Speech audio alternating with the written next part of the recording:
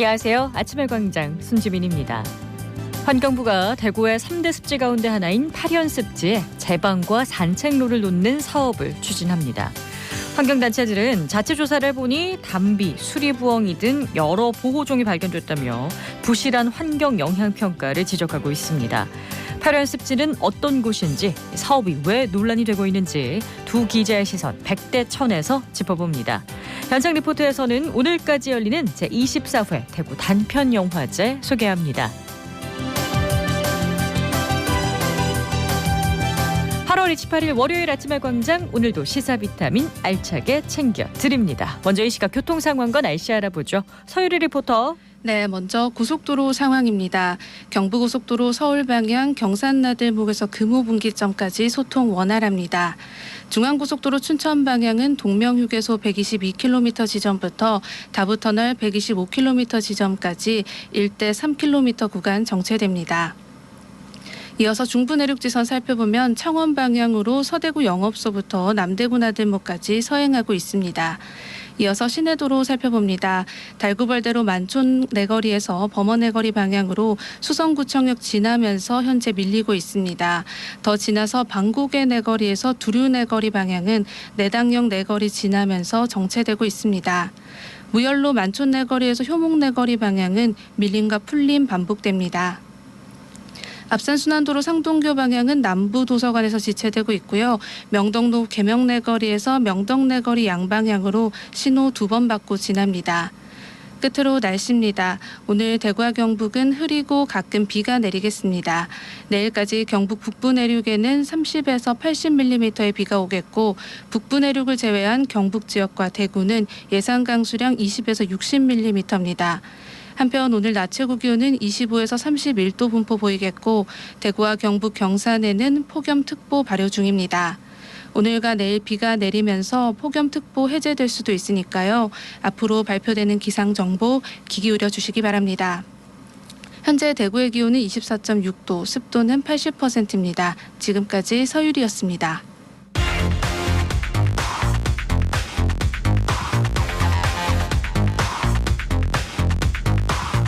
빠르고 정확하게, 명쾌하고 날카롭게, 대구 경북의 오늘을 보는 KBS 대구 아침의 광장과 함께하고 계십니다. 대구 경북의 조건 브리핑으로 이어갑니다. 오늘 아침 뉴스 매일신문 김윤기 기자 나오셨어요. 안녕하세요. 예, 안녕하세요. 네, 첫 소식 보죠. 예, 경북대가 9월 1일부터 내년 1월까지 학술 연구 용역 과제에 대한 조달청 입장에 참여할 수 없게 됐습니다. 용역을 불성실하게 이행한 문제를 둘러싸고 경기도와의 행정소송에서 패소하면서 생긴 일인데요. 1,200명이 넘는 소속 교수 전체가 5개월 동안 전국 지자체 연구 용역을 수주할 수 없는 초유의 상황입니다. 경기도와 무슨 일이 있었던 거죠? 예, 이번 소송이 발단은 2015년 경기도 산림환경연구소가 발주한 임산물 관련 연구 용역인데요. 경북대 농대 소속 모 교수가 낙찰을 받았습니다. 그런데 결과물 제출이 시한을 넘겼고 데이터에도 오류가 발견됐습니다. 경기도는 계약 이행 불성실을 이유로 경북대의 입찰 참가 자격 제한을 결정했습니다. 관련 소송이 이어졌는데요. 올해 6월 2심에서 경북대가 최종 패소했습니다. 네, 경북대 입장은 어떻습니까? 예, 경북대는 관리 책임 소홀 정도에 비해 처분이 너무 가혹해 재량권을 남용했다고 주장했으나 법원은 이를 받아들이지 않았습니다. 마지막으로 연구자 1명이 과오로 학교 전체가 5개월간 피해를 보게 됐다며 경기도 계약심의위원회에 재심을 청구했는데요. 경기도 측은 이를 거부했습니다. 네, 근데 이게 경기도뿐 아니라 전국 지자체 학술 연구 용역을 전부 수주를 할 수 없는 거죠. 예, 그렇습니다. 다만 입찰 참가가 아닌 지자체 보조금 사업이나 일반 연구 과제는 협약이 가능해서 그나마 다행이라고 할 수 있겠습니다. 경북대는 추후 같은 문제가 재발하지 않도록 내부 연구 감사 관련 행정제도를 적극 활용하겠다고 밝혔습니다. 네, 경북대 위상이 또 한 번 흔들리게 됐는데 엄격한 재발 방지 대책이 필요해 보입니다. 다음 소식 보죠. 예, 대구의료원이 기능과 업무 효율성을 대폭 강화하는 통합외래진료센터 건립 사업이 행정안전부 지방재정중앙투자심사를 통과했습니다. 대구시는 행안부가 이번 안건을 조건부 승인했다고 어제 밝혔는데요. 예산 투입 전 마지막 관문을 넘긴 겁니다. 이 사업은 그동안 분산 배치돼 효율성이 떨어졌던 응급의료센터, 뇌혈관센터, 외래진료실, 수술실, 외과계 중환자실을 한 곳에 집중 배치해 원스톱 진료 시스템을 만드는 게 골자입니다. 네, 불편이 이만저만이 아니었을 것 같은데 앞으로 일정이 어떻게 되나요? 예, 지하 2층, 지상 6층, 연면적 15,000제곱미터의 대구의료원 통합외래진료센터는 2026년 완공이 목표입니다. 국비 240억 원, 시비 460억 원, 의료원 자부담 200억 원 등 900억 원을 투입하고요. 대구시는 현재 추진 중인 설계 공모를 조속히 완료하고 내년부터는 본격적인 공사에 들어갈 계획입니다. 네, 다음 소식 보죠. 예, 대구시가 법인 택시 신규 취업자 정착 수당을 1인당 최대 100만 원까지 지원한다고 밝혔습니다. 대상은 택시 운전 자격 취득 후 대구 시내 택시 회사에 처음 취업한 사람이고요. 6개월 이상 근무하면 50만 원, 이후 3개월마다 25만 원씩을 2번 더 지급합니다. 수당 신청은 매 분기별로 근무 중인 회사에서 가능하고요. 대구시 내 법인 택시 기사는 2019년 말 5,200여 명에서 지난해 연말 3,600여 명으로 30% 이상 줄었습니다. 대구시는 정착수당 지원으로 택시업계 인력난을 해소하고 시민들이 교통 편의도 향상시킬 수 있도록 할 방침입니다. 네, 다음 소식은요. 예, 대구 신용보증재단의 첫 비은행권 출신 이사장이 선임될 걸로 보입니다. 대구시는 대구신보 제10대 이사장으로 박진우 전 경북신보 이사장을 내정했다고 밝혔습니다. 박 내정자는 신협중앙회장, 경북도 사회 일자리 경제특별보좌관, 경북신보 이사장 등을 역임했습니다. 최근까지는 청도 공영사업공사 사장을 맡아왔습니다. 네, 그동안 대구신보 이사장은 대구은행 임원 출신이 주로 맡아왔죠. 예, 앞선 9명이 이사장 중 8명이 대구은행, 다른 1명이 기업은행 출신이었습니다. 종합적인 평가가 있었겠지만 특정 은행 출신이 연이어서 이사장을 맡은 상황에 대한 고민도 있었을 것으로 보이는 부분입니다. 박 내정자는 공적 금융 기능에 충실한 재단을 만들어 나가며 소기업 소상공인과 함께 성장할 수 있도록 하겠다는 포부를 밝혔습니다. 네, 앞으로 대구신용보증재단의 행보에 기대를 한번 가져보겠습니다. 마지막 소식 들을까요? 예, 농부와 결혼할 것처럼 행세해 6천만 원을 가로챈 40대 여성이 대구지방법원에서 징역 10월형을 선고받았습니다. 이 여성은 2017년 군위에서 자두밭을 함께 일굴 사람을 찾는다는 광고를 보고 한 남성에게 접근했는데요. 어머니 병원비가 필요하다며 400만 원을 받은 걸 비롯해서 약 1년 반 동안 모두 6,400만 원을 챙겼습니다. 정작 이 여성의 어머니는 입원하지도 않았고 받은 돈은 인터넷 쇼핑 같은 개인적 용도로 썼습니다. 사기 혐의 수사가 시작되자 다시 남성과 결혼하겠다고 하다가 이를 번복하기도 했습니다. 법원은 피고인이 계획범으로 죄질이 나쁘다면서도 범행을 시인하고 일부 피해가 회복된 점을 감안했다고 양형 이유를 밝혔습니다. 네, 오늘 소식은 여기까지 듣죠. 오늘 아침 뉴스 매일신문 김윤기 기자였습니다. 고맙습니다. 예, 감사합니다. 대구 남구에서 유해조수 구제 활동을 하고 있는 40년차 엽사 활동을 하는 백종기입니다. 그 당시 제가 총을 가질 때는 취미생활로는 최고 좋은 취미라가 가지게 되었습니다. 그 당시는 앞산 같은 데는 멧돼지가 없었어요. 멧돼지가 갑자기 불어나니까 제가 일을 하게 되었습니다. 현수막을 보고 연락하는 사람도 있고 구청 당직실에다가 연락을 해가 연락이 전화가 오면은 바로 지구대기가 총을 찾아가 현장에 도착하고 찾는 방법은 별도로 없고 현장에 도착해서 돼지가 클 적에는 사살을 하고 돼지가 어린 돼지 같으면 살려보냅니다. 저는 대구에 산 지가 오래되고 어디 가면 그렇게 다 검시에 찾아갈 수 있습니다. 주로 야간에 등산객들이 멧돼지 만나가 놀래가지고 전화 온 게 많았고요. 가창면 쪽에 벌초할 시기에는 애초기 엔진 소리에 놀래가 전부 앞산을 넘어옵니다. 그때는 저희들이 출동을 많이 합니다. 등산객들이 산에 갔다가 놀래가지고 자전거고 뭐고 내버리고 전화 왔을 때 제가 올라가서 자전거하고 사람하고 구치해 올 때 수고했다고 와가 손잡고 인사할 때가 제일 좋은 데였습니다. 만약에 등산이나 이래 다니시다가 돼지를 만나면 놀라지 마시고 가만히 있으면 돼지는 스스로 자기가 피해갑니다. 그래도 돼지가 위험을 느낄 때는 구청으로 연락을 하면 저희가 달려가 안전하게 처리를 하겠습니다.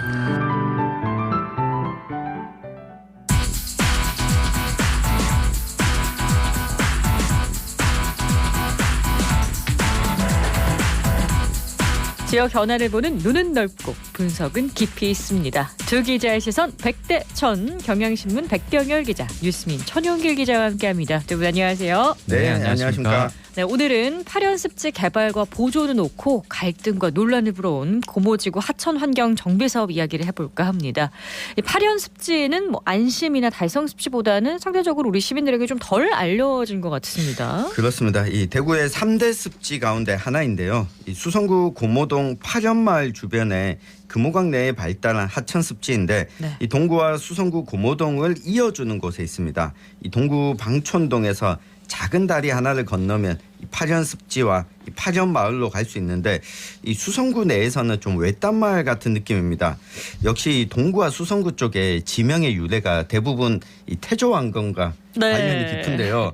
이 태조왕건이 927년 퇴각할 때 이 건넌 곳으로 이 파련습지가 또 거론되고 있습니다. 명칭도 여기에서 좀 유래했다고 하는데요. 환경이 잘 보존돼 있고 다양한 멸종 위기종들이 많이 서식하고 있는 곳입니다. 네, 이 습지가 이 재봉이라는 낮은 산지 그리고 금호강이 만나는 곳으로, 그러니까 산과 강이 연결되어 있는 조금은 좀 특이한 곳으로 되어 있는데요. 파련습지 인근에는 개발 제한 구역 내에 이제 그 토지를 매입해서 조성한 수성 패밀리파크가 있습니다. 이곳을 좀 찾는 분들이 많은데 그 잔디광장과 족구장 또 그 일란스케이트장이 좀 먼저 들어섰고요. 파크 골프장과 물놀이장까지 만들어지면서 시민에게는 좀 알려진 곳입니다. 네, 저도 아이들 데리고 물놀이장을 한번 다녀온 적이 있는데 그러니까 개발 사업이 처음은 아니란 이야기입니다. 고모지구 하천 환경 정비 사업의 세부 내용을 좀 살펴볼까요? 네, 낙동강 유역 환경청이 지난해 3월부터 이 금호강 고모지구 하천 환경 정비 사업을 추진하고 있습니다. 네. 2025년까지 281억 원을 들여서 이 수성구 매호동에서 동구 효목동 인근의 금호강까지 약 3.9km 구간에 제방을 만드는 하천 정비 사업입니다. 여기다가 이 보도교 836m를 포함한 1.5km의 자전거 도로와 산책로도 만들기로 했는데요. 이 다리를 만들어서 사람들이 자유롭게 오갈 수 있겠다라고 하는 사업입니다. 이게 제가 지난주에 현장을 가보긴 했거든요. 네. 그 공사 예정지가 하천과 수변부 또 육상 산지의 절벽까지 이렇게 좀 이르는 공간입니다. 그래서 산책로를 내기가 좀 어려운 구조인데 네. 그래서 이제 환경청은 그 제방을 확장해서 절벽 가까이에 긴 보도교를 건설한다고 합니다. 이 제방 공사가 일단은 다음 달쯤에 이제 시작이 될 것으로 이제 확인을 했고요. 산책로는 일단 계획이 내년 10월까지 조성된다는 계획입니다. 주민들은 그 산책로가 생기기를 좀 바라고 있지만 환경단체는 공사 예정지가 멸종위기 야생동물의 서식처라면서 이제 사업에 반대를 하고 있습니다.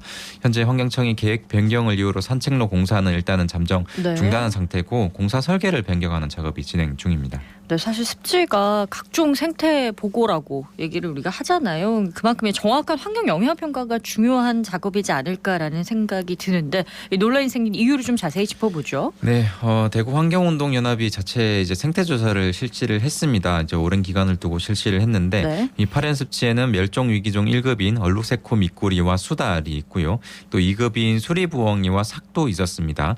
또 천연기념물인 그 황조롱이와 남생이, 원앙까지 이렇게 해서 총 9종의 법정 보호종의 서식이 확인이 됐는데 그 사업자가 제출한 환경영향평가서에 들어있는 법정 보호종을 보니까 수달과 원앙, 삭 등 이제 3종뿐이었습니다. 다른 6종이 이제 누락돼 있는 거죠. 네. 이 법정 보호종이 현장에 가자마자 서식 사실을 좀 확인할 수 있는 건 아니지만 성실하게 좀 조사가 이루어졌다면 이게 좀 빼먹지는 못했을 것이라는 점에서 이게 그 대행업체의 조사가 조금 허술했다. 이렇게 이제 주장을 할 수 있다는 게 이제 환경단체의 의견입니다. 네, 환경단체가 이렇게 주장하는 건 환경영향평가가 이렇게 부실했기 때문에 과연 이 공사 과정에서 이런 이 생태 동물들을 제대로 보존할 수 있느냐라고 하는 점을 지적하고 있는데요.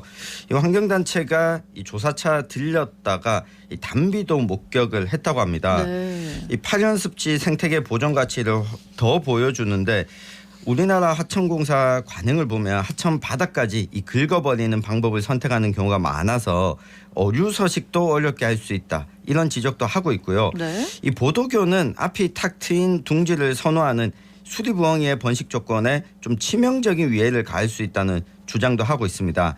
이 불빛과 사람들의 소음공해로 야행성 조류인 이 수리부엉이가 제대로 번식과 살아갈 수 있을지 위태롭게 작용한다는 우려도 하고 있습니다. 그렇습니다. 걷기 좋은 길을 만드는 것도 좋지만 이제 생태계를 보전을 하면서 만들어야 될 텐데요.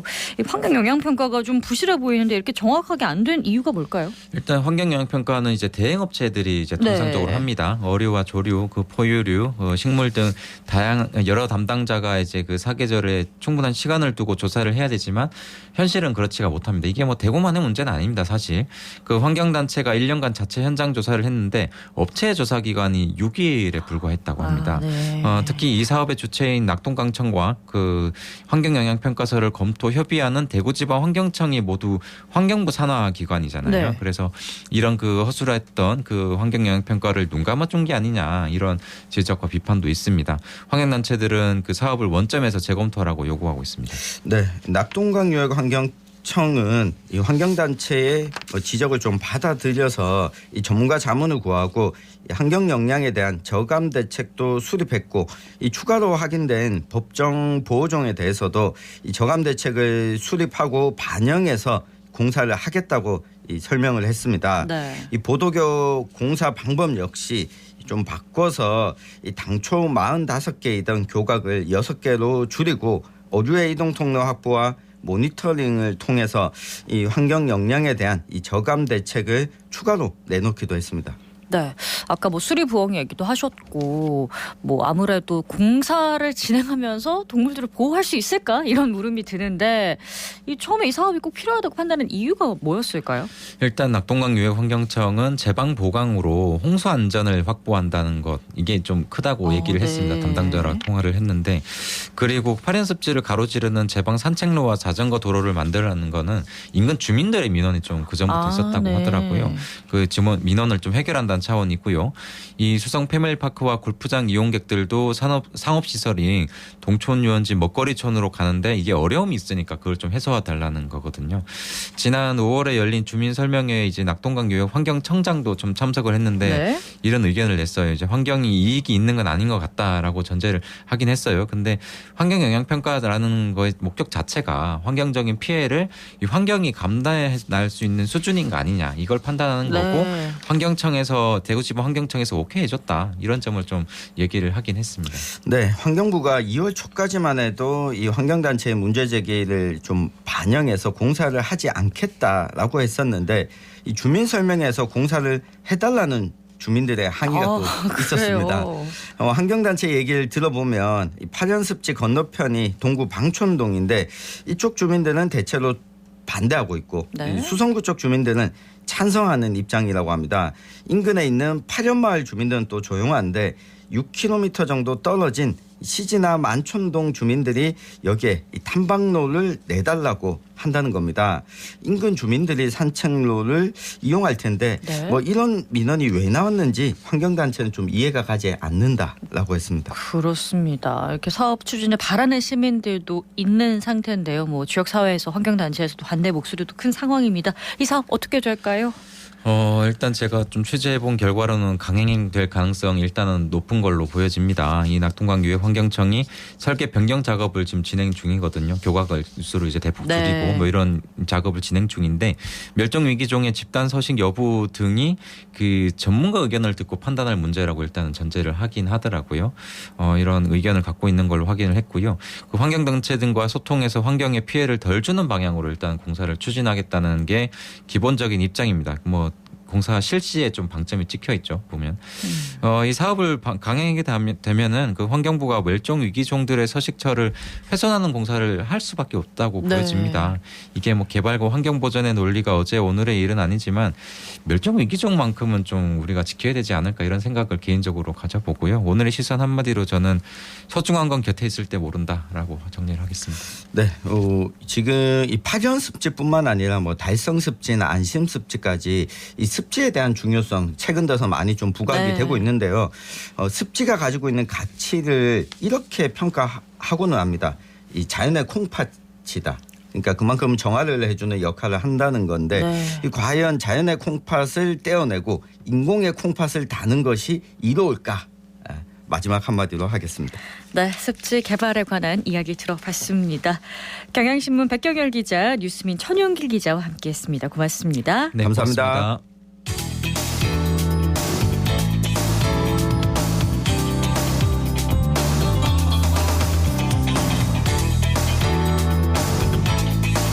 새내기 감독들이 대거 참여하는 대구 단편 영화제가 대구에서 열리고 있습니다. 전국 규모의 영화제인데 벌써 24회째나 됐다고 하네요. 윤가인 리포터가 현장에 다녀왔죠. 어서 네, 오세요. 안녕하세요. 저는 지난 수요일 동성로의 한 대형 극장을 찾았습니다. 이날은 제24회 단편영화제 개막식과 함께 개막작이 상영됐는데요. 평일 저녁임에도 불구하고 영화관은 빈자리를 찾아볼 수 없었습니다. 이 개막 선언과 함께 대구 단편영화제에 대한 자세한 이야기 사무국장의 목소리로 담아왔습니다. 네, 안녕하세요. 유난히 더운 올 여름에도 어김없이 대구 단편영화제가 관객 여러분들을 찾아왔습니다. 제24회 대구 단편영화제 개막식에 자리해주신 여러분들 진심으로 감사드립니다. 저는 이승우라고 하고요. 대구 단편영화제 사무국장을 맡고 있습니다. 대구 단편영화제는 올해로 24회째 진행되고 있는 단편영화제인데요. 대구 경북 유일의 이제 경쟁영화제라고 할 수 있습니다. 24회라고 하니까 이렇게 오래된 영화제가 있는데도 몰랐네 하시는 분들이 꽤 많으신데요. 일반 시민분들에게는 잘 알려져 있지 않지만 그래도 전국의 감독님들한테는 굉장히 잘 알려진 영화제라고 할 수 있습니다. 올해 845편의 작품이 출품됐으니까 전국에서 만들어지는 한 해 만들어지는 단편 영화 거의 대부분이 저희 대구 단편영화제에 출품됐다고 보시면 될 것 같습니다. 올해는 윤성 평론가님과 이완민 감독님을 모시고 각각 디프앤토크라고 하는 특강 프로그램을 신설했는데요. 주제도 굉장히 신선하고 재미있습니다. 대구 단편영화제는 일반 시민분들에게 크게 잘 알려져 있지 않은 영화제이기도 한데요. 영화 관람료가 8,000원으로 매우 저렴합니다. 대부분의 상영되는 작품들이 23대 1의 경쟁률을 뚫은 예술성이 보장된 영화인 만큼 어떤 섹션을 선택하셔도 후회하지 않으실 것 같고요. 저희가 28일 날 이제 폐막을 하게 됩니다. 28일 날도 오전부터 계속 영화 상영이 있고요. 4시에 이완민 감독님의 특강 그리고 폐막식까지 이어지는 스케줄이니까요. 28일 폐막식 당일에도 많은 관심과 참여 부탁드립니다. 작품에 대한 자부심이 대단하신데 서둘러서 좀 극장으로 가야 되겠다는 생각이 듭니다. 네, 이 개막 이후 평일에도 수십 명의 관객들이 몰리고 주말에는 만석도 됐다고 하는데요. 관객들에게 단편 영화의 매력을 들어봤습니다.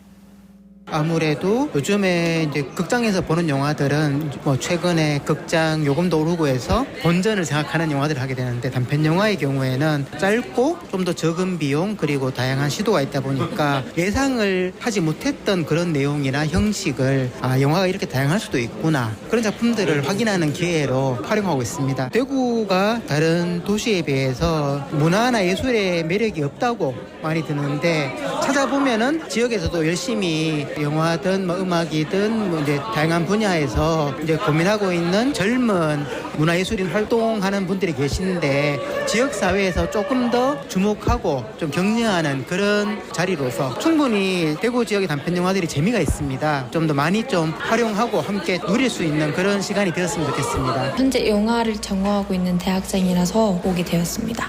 20분 정도 작은 단편이라고 해서 서스펜스가 없는 것도 아니고 줄거리가 너무 짧은 것도 아니고 그 짧은 시간 안에 또 기승전결이나 이런 게 다 있기 때문에 어떻게 보면 더 지루하지 않게 볼 수 있다는 점, 더 재밌게 볼 수 있다는 점에서 단편 영화가 더 재밌을 수 있지 않을까 그렇게 생각합니다. 저는 24회 동안 명칭이 한 번도 바뀌지 않고 계속 지속된 영화제는 대구 단편 영화제가 유일하다고 하더라고요. 그래서 대구 사람으로서 뭔가 자부심을 가지고 참여할 수 있는 영화제이지 않을까 그렇게 생각하고 있습니다. 대구에서 진행되는 영화제인 만큼 대구 시민분들이 많이 참여해 주셔서 자리하시면 더 뜻깊은 시간이 되지 않을까 그렇게 생각합니다.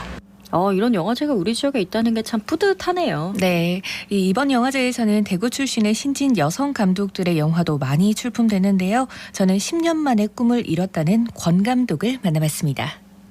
저는 이번에 대구 단편영화제에서 상영하는 영화 사라지는 것들에 감독을 한 권민령이라고 합니다. 이 영화의 내용은 오랜만에 친구를 만나서 그 친구와 함께 동네를 거닐며 대화를 하는 주된 영화고요. 이 영화는 이야기도 물론 중요한데 완전 100% 대구를 배경으로 하는 영화를 만들고 싶어서 금호강 파련습지나 금강동 등 대구로 보이지 않는 그 대구의 자연들을 되게 담으려고 노력했고요. 일단은 제가 대구 사람이고 10년 전에 영화를 처음 시작했을 때부터 대구에서 영화를 너무 찍어보고 싶다 생각했는데 꿈을 10년 만에 이뤘어요. 그래서 되게 감개가 무량하고 대구에서 찍으면 느꼈던 게 되게 마음이 편했어요. 왜냐하면 다른 지역에서 찍게 되면 저는 그 지역을 잘 모르잖아요. 근데 시나리오에 나오는 이 장소는 막 대구의 어느 장소가 좋겠다 이런 게 딱 나오니까 되게 좋았고 8월에 대구의 야외에서만 찍어서 엄청 더웠던 기억이 나고 사실 저는 더운 걸 못 느꼈어요. 왜냐면 제가 만드는 입장이고 더운 것도 모르고 했는데 그때 후에 들어보니까 배우들도 그렇고 스태프들도 그렇고 더워서 힘들었다고 하시더라고요. 사실 영화를 보여드리는 거는 긴장이 된다기보다는 되게 설레는 일이고 어떻게 보일지 너무 궁금해서 긴장보다는 지금 궁금한 마음이 앞서 있고요. 제가 대구 단편영화제에서 단편영화를 처음으로 보고 영화를 하고 싶다는 생각이 들었었거든요. 그래서 저한테 굉장히 뜻깊은 영화제여서 이렇게 보러 오시는 관객분들도 영화를 보고 알아가는 자리가 되었으면 좋겠습니다. 제24회 대구 단편영화제는 오늘 오후 6시 30분 독립영화 전용관 5호 극장에서 폐막식을 갖습니다. 오늘은 국내에서 권위 있는 독립영화제로 자리 잡고 있는 대구 단편영화제 이야기 전해드렸습니다. 네, 우리 지역의 이야기를 담아내는 영화가 계속해서 제작될 수 있도록 우리 지역민들이 관심을 많이 가져주면 좋겠네요. 윤가영 리포터 소식 잘 들었습니다. 고맙습니다. 고맙습니다. 네, 오늘 대구와 경북 지역은 흐린 가운데 가끔 비가 내리겠습니다. 저기압의 이동 경로에 따라서 강수 구역과 강수량의 변동 가능성이 커서 곳에 따라 갑자기 많은 비가 내릴 수도 있다고 하니까요. 비 피해 없도록 주의하셔야겠습니다. 8월 28일 아침의 광장 마칩니다. 오늘도 고맙습니다.